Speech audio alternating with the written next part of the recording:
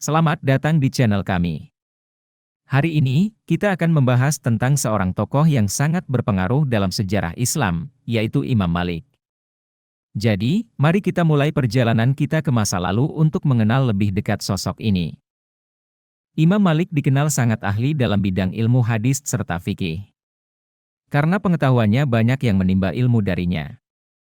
Ia bahkan pernah menjadi guru dari dua imam besar, sebut saja Imam Abu Hanifah serta Imam Syafi'i. Imam Malik dikenal karena keahliannya dalam bidang ilmu hadits dan fikih. Ia belajar dari 900 guru, termasuk Imam Syihab Az-Zuhri, Abdurrahman ibn Qasim ibn Muhammad ibn Abu Bakar As-Siddiqwe, Amir ibn Abdullah ibn Zubair ibn Awam, dan Nafi ibn Abi Nuaim. Imam Malik mulai mengajar pada usia 17 tahun dan pada usia muda itu ia sudah menjadi seorang sarjana. Imam Malik juga dikenal karena karyanya yang fenomenal, Al-Muwatta. Dalam penyusunannya, ia menghabiskan waktu 40 tahun dan menunjukkannya kepada 70 ahli fikih Madinah. Kitab tersebut menghimpun 100.000 hadits. Imam Malik lahir dengan nama lengkap Abu Abdullah Malik bin Anas bin Malik bin Abi Amir bin Amr bin Haris bin Gaiman bin Kutail bin Amr bin Haris al-Asbahi. Beliau lahir di Madinah pada tahun 712-796 Masehi. Ibunya bernama Aliyah bin Suraik al-Asdiyah.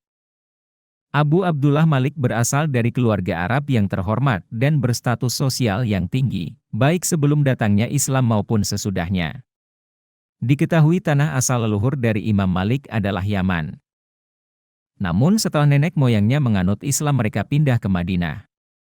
Kakek Imam Malik yang bernama Abu Amir adalah anggota keluarga pertama yang memeluk agama Islam pada tahun kedua Hijriah.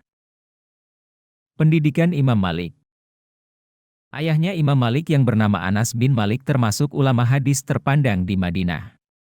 Oleh sebab itu, sejak kecil Imam Malik tak berniat meninggalkan Madinah untuk mencari ilmu.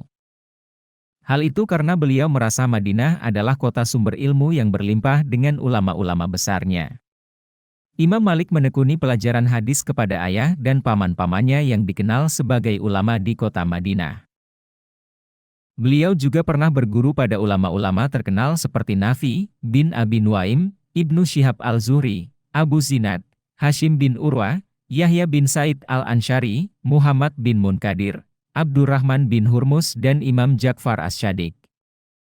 Kecintaannya kepada ilmu menjadikan hampir seluruh hidupnya diabdikan dalam dunia pendidikan. Bahkan tidak kurang 4 orang khalifah mulai dari Al-Mansur, Al-Mahdi, Harun ar-Rasyid dan Al-Ma'mun pernah jadi muridnya. Bahkan ulama-ulama besar yang terkenal seperti Imam Abu Hanifah dan Imam Syafi'i pun pernah menjadi murid dari Imam Malik. Diriwayatkan bahwa murid Imam Malik yang terkenal mencapai 1.300 orang.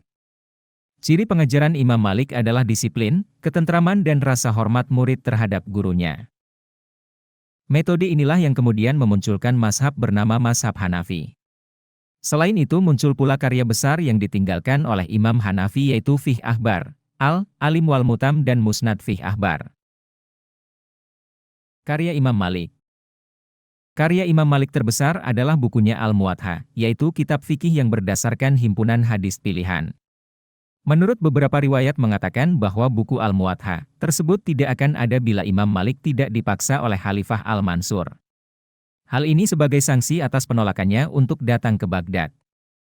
Adapun sanksinya yaitu mengumpulkan hadis dan kemudian membukukannya. Awalnya Imam Malik enggan untuk melakukannya, namun setelah dipikir-pikir tak ada salahnya melakukan hal tersebut. Dari situ kemudian akhirnya lahirlah kitab Al-Muwatta, yang ditulis pada masa Khalifah Al-Mansur, 754-775 Masehi, dan selesai di masa Khalifah Al-Mahdi, 7757-8 Masehi. Semula kitab ini memuat 10.000 hadis namun setelah diteliti ulang, Imam Malik hanya memasukkan 1.720 hadis.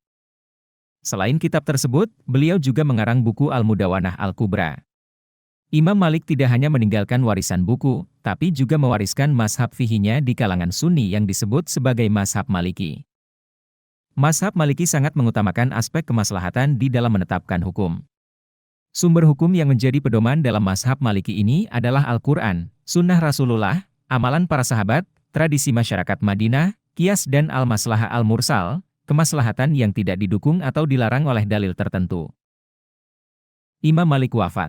Dikutip dari Wikipedia mengenai biografi Imam Malik disebutkan bahwa menjelang wafatnya, selama 7 tahun ia tak pernah lagi mengunjungi Masjid Nabawi karena masalah sering buang air kecil. Tak lama setelah itu, ulama besar ini akhirnya menghembuskan nafas terakhirnya pada tanggal 10 Rabiul Awal 179 Hijriah atau tahun 795 Masehi di hari Rabu.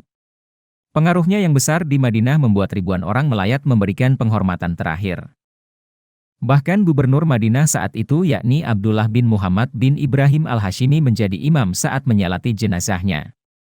Imam Malik kemudian dimakamkan di pemakaman Baqi di Madinah. Seluruh murid-muridnya bahkan turut mengantarnya hingga ke tempat peristirahatan terakhirnya.